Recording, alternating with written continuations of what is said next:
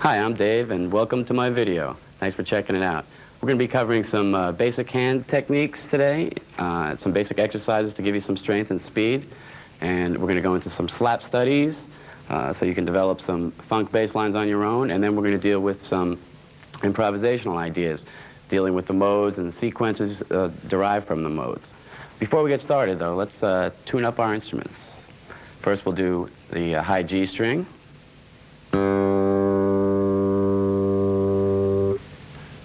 Next is D.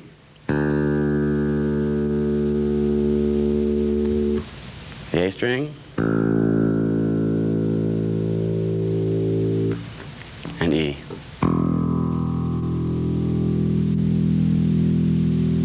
One more time, just check that out. G.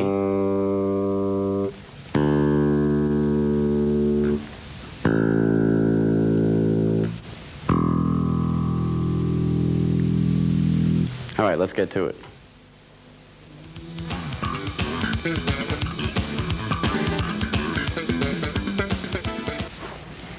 Okay, in this segment, I'd like to discuss some basic techniques for the left and right hand and show you some exercises that'll help you build some strength in your hands and acquire some facility on the instrument.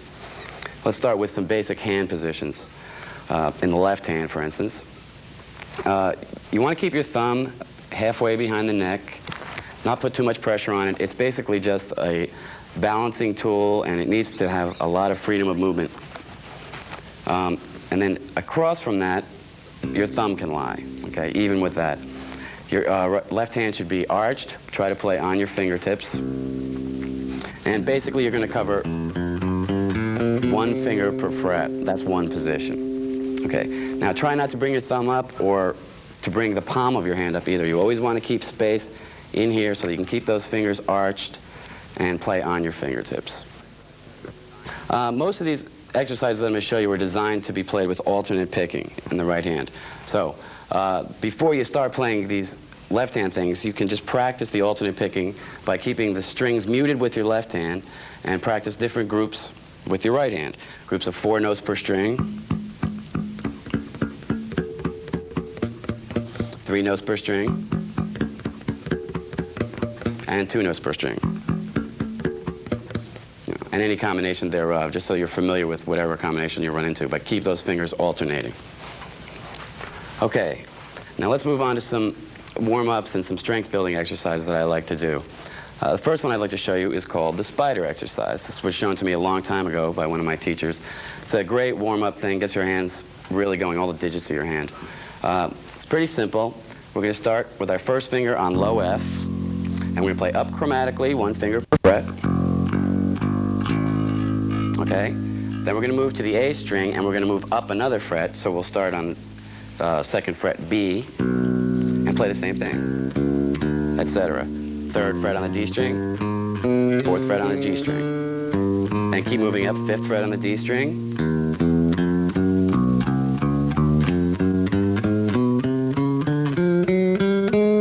Okay, and you want to end up on high G sharp, the 13th fret of the G string. Make sure you're alternating. Okay, then we'll go backwards from there using our 4th finger as our guide, and we'll go back 4, 3, 2, 1, going down 1 fret and 1 string at a time.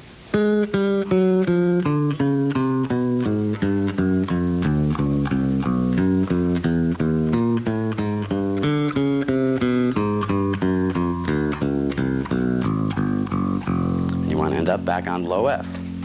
If you don't, you missed a move somewhere. Okay, let me play that in context with my friendly drum machine here. This is 16th notes against an 8th note pulse.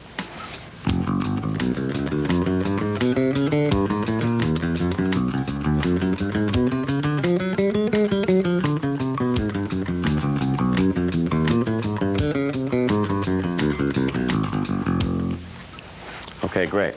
Now, one other thing I'd like to point out that you can do with this exercise that's pretty interesting is we can start getting into some odd phrasings. Before we actually approach the harmonic and melodic aspects of it, we can start feeling some different kinds of phrases using these exercises.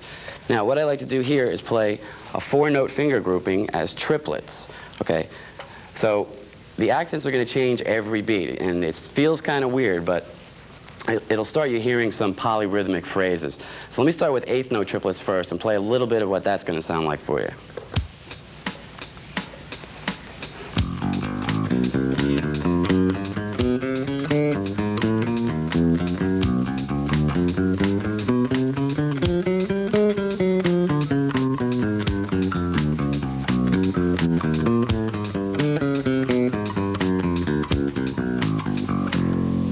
Great. Okay. Now it can get really interesting if you take it into 16th note triplets.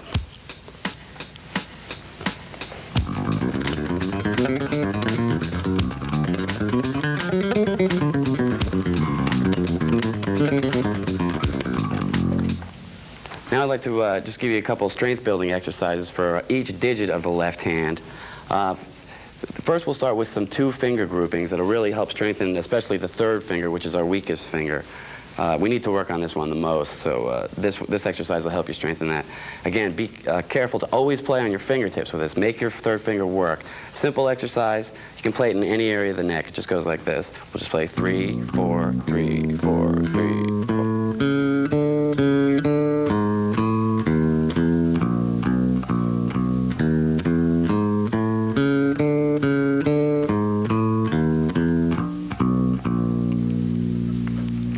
It's pretty simple, but it really lets you be conscious of what your 3rd finger's doing. Then we can work it even further, play 2, 3. Same concept. Etc. 1, 3. Then we'll go to 1, 4.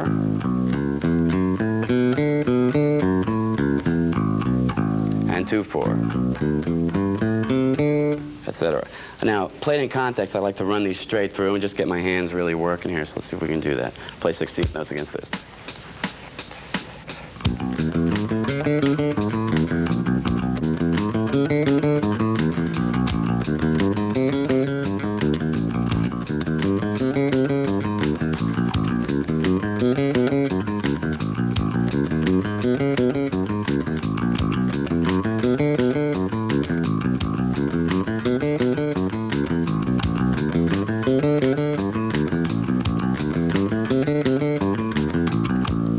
Okay, now as you get the metronome markings up on that, that'll really give your left hand a workout. Just be careful, don't strain the muscles in here. They can get tiring. All right, we can also play some 4-finger combinations. Obviously, there's a lot of different ones. You can use any combination of 4 fingers to get a different exercise. I'll just take 1, 3, 2, 4, again, starting on the 1st fret on the E string. Move up to the A string. Now, once I've played it on all the strings, I move up a fret. Play it on all the strings in the opposite direction.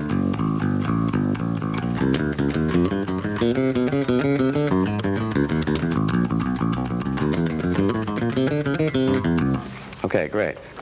That can be really tough when you get into some of the more complicated ones with the 3rd finger, and again, when you start pushing the metronome markings up. Now, just one more quick thing you can do with that is let's try to get the right hand involved and get into a little cross-picking. You can take 1, 3, 2, 4, but play it as double stops. Let's look at it as 5ths. And we'll start on the low F, but we'll skip the 3rd finger to the A string. And the 2nd finger back to the E string, 4th finger on the A string. And then we'll move it just like the previous one.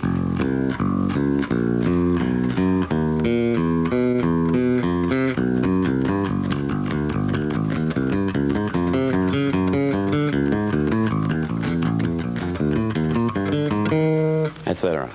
You can take that even further too and do 3-string combinations, play octaves, if you really want to get crazy with it. All right, now that you've acquired some strength, some dexterity on the instrument, let's cover one other aspect of bass playing you're going to need to deal with, and that's developing a reach or opening up your hands. these are some stretching exercises that I think will help you do that. As a bass player, we're going to need to cover one more fret than a normal position comfortably, and that can be quite difficult because of the scale of the bass. In other words, our normal position will be first finger to fourth finger is 4 frets. We need to be able to comfortably play first finger to fourth finger 5 frets. Okay? Now, I think these exercises may help you start developing that reach. This also becomes important if you start playing really involved voicings or anything like that. Again, we'll start on low F. And the main thing here is to keep our first finger planted in the first fret because we want to go for maximum stretch. Okay? Then let's go as far as we can to the 5th fret, keeping our first finger in the 1st fret. And then just work it across that 1st fret. Here we don't want to move up because this is where the maximum distance is. Now, that may be a little tough at first, so you might want to start a little higher on the neck. Let's say A to C sharp.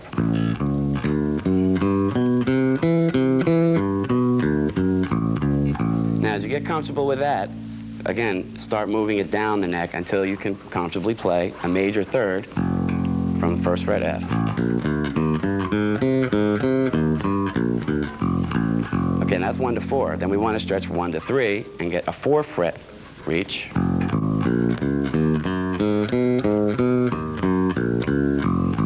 And then, of course, 1 to 2.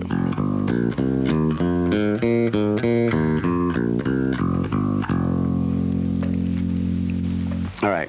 Now, one other thing you can do with this is 3-finger combinations. These really start working your hand also.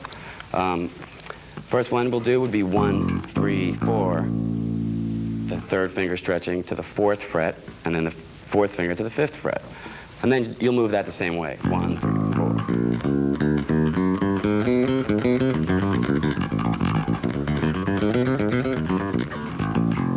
4. Okay. Then 1, 2, and 3.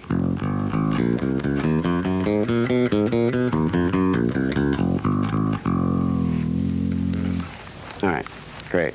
One other thing about stretching, these things can be painful at times, so don't overdo it. You can really hurt your hands by playing these too much or too often. If you start to feel pain, stop playing. You're just going to be damaging things. So stop playing, shake your hand out, and relax for a few minutes. One thing I found that really helps me loosen up is to go back to the spider exercise. And that really loosens my hand up and makes it feel a whole lot better. All right, now you've got a whole repertoire of exercises that are strictly non-musical. They're just gymnastics, they're just for conditioning, and that's okay, but don't lose sight of the priorities. The most important thing is to develop a good musical sense. These are just conditioning exercises, and if you get too caught up in them, you'll lose a lot of time you should be spending on learning how to play music. Now, while we're still in the exercise segment, let me show you one exercise that's going to start you thinking more musically, but still use a lot of the techniques we've just talked about. It'll help you work on stretching and some various other finger techniques. Now, what we're going to do is 2-octave arpeggios, okay? Major to minor, alternating up the neck. Let's start with a 2-octave F major arpeggio. Again, first finger on the E string, 1st fret. Then that's going to go to 4th finger. Then 1 on C, F. Stretch your 4th finger up. 1. Now here's where you have to be conscious of your top note at all times. You have to be looking ahead for that top octave. That's a big jump. Perfect 4th on the G string. And then back down. Let's make it even a little more complicated and use an alternate fingering, one that sounds better and feels a little better, for descending. So now you'll have to think of 2 things for each arpeggio. We'll come down 4, 1, 3 on the D string, A note, 4 on F. So we're rolling across here. Stretch down to C, and 4th finger, and 1st. So that looks like this in its entirety.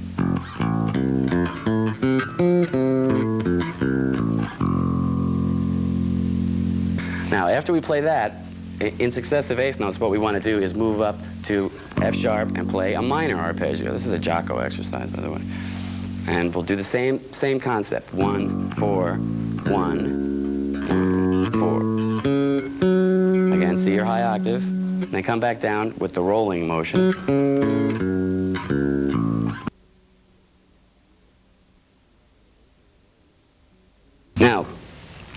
What I like to do with this, again, to get into some weird phrasing, is play eighth notes non-stop. So the root note of each new arpeggio will not always be on the downbeat. That'll sound like this. Let me play it with the drum machine.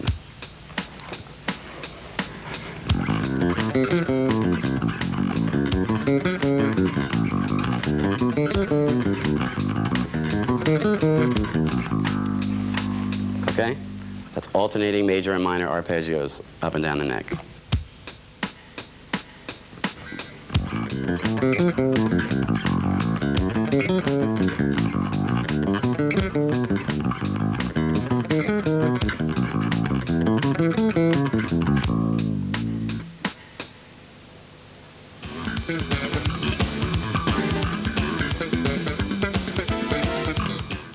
Okay, this next segment is going to deal with slap style playing.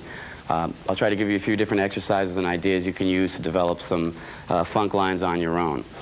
Again, I want to start with some basics of this style. It can be a little frustrating if you haven't done it before, so let me give you a few pointers just to get you rolling, and then we'll get into some more complicated ideas. Okay, now, the hardest thing at first is to just produce a good, consistent sound, with your thumb especially. So let's just try playing a C note on the A string and work with our thumb, see if we can get that note to sound consistently. Now what you want to do is strike the string with the bone of your thumb, the hard part there, and play up towards the fingerboard so you're actually hitting on the frets. And another thing you want to consider is that it's all in the wrist. Don't try to pick with your thumb. Use your wrist to slap. It's actually slap style. Now, the next aspect of that is we're going to start popping with the first finger, or if you're more comfortable, the second finger of your right hand. I use my first finger. We can start playing even eighth notes, just trying to get...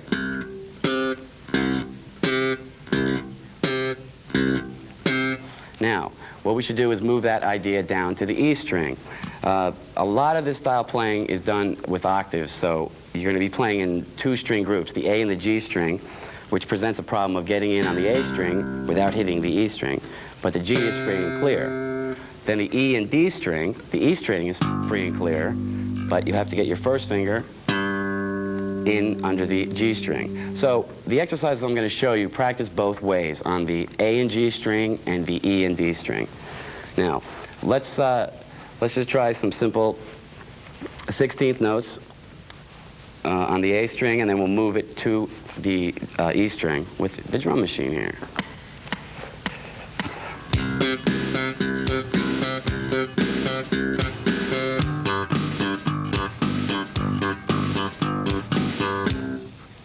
Okay, once you're pretty comfortable with that and you're getting a good sound all the time from your thumb, you can start moving around a little bit.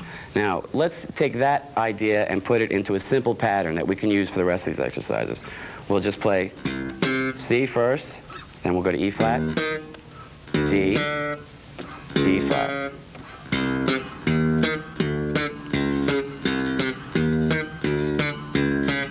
Then play that on the E string.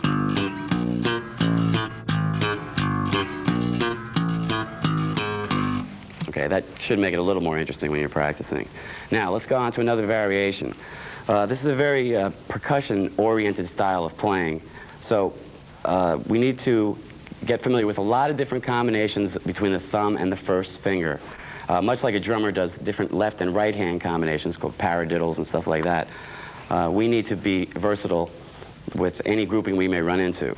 Now, let's just start with 2 strokes of the thumb and then a pop.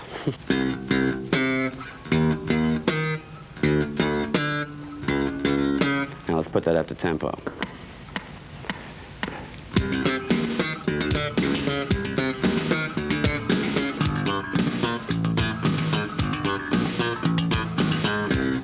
Okay, that's one alternative. Now let's put the pop in the middle.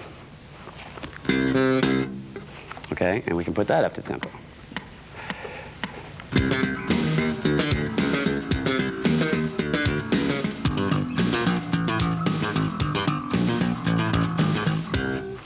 Great. Now let's play 2 pops on top. We'll play a thumb and then 2 pop notes in the rhythm of...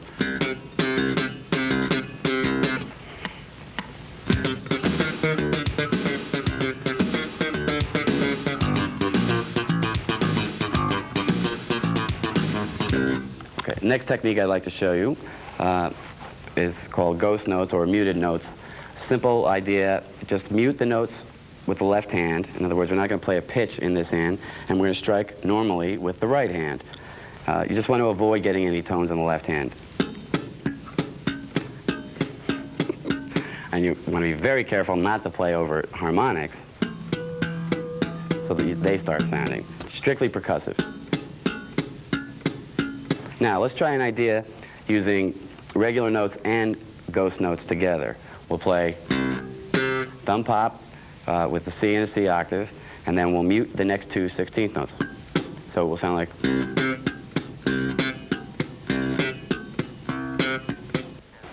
Okay, now from there we can move on to hammer-ons. This is a technique you'll find used quite a bit in all aspects of this playing.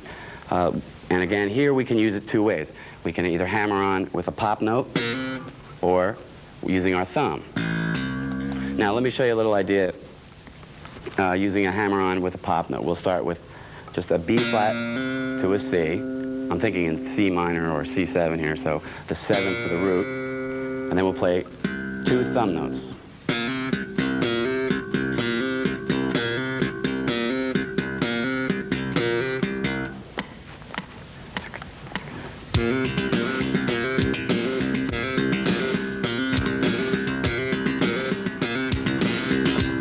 Now let me show you a lick you can use that'll incorporate both hammer-ons and some ghost notes. We're going to start with that same hammer-on from the B flat. Then we're going to go to two ghost notes with our thumb, and then hammer on from F to G. Then and two more ghost notes with the thumb. Go down to the first fret on the D string, E flat. Hammer on from E flat to F, first to third fret. Do one ghost note with the thumb, and then grab the B flat and slide to C. So be.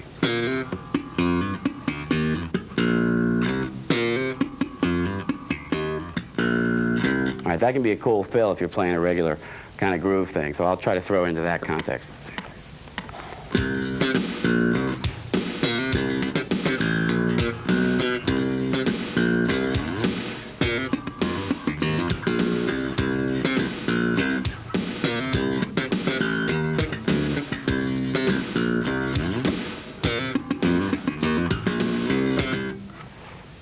Let's move on to hammer-on using the thumb. We'll start with an open A note and hammer on our first finger C there. Then let's play another C with the thumb and then grab the octave. So we have 4 16th notes that sound like this.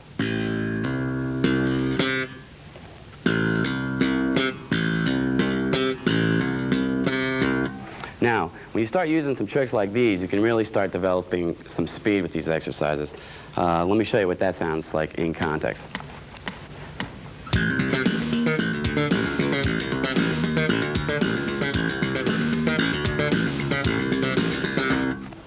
Okay, you can also use this technique for this little triplet fill that I do. This is pretty impressive sometimes. We'll do the same basic idea. Thumb, hammer, thumb. And then we're just going to do some regular plucking up top. And if you get it fast, you can start sounding like...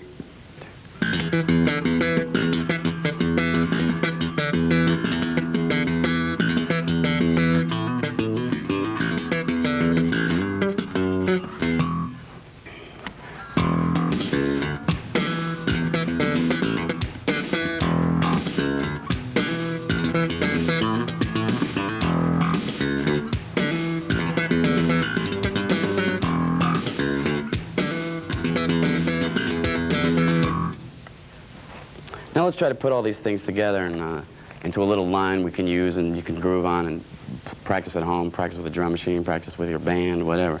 It's a lick that I've liked to play and a lot of my students seem to enjoy, so I'll show it to you. It sounds like this, and then I'll go through it slowly and show you step by step.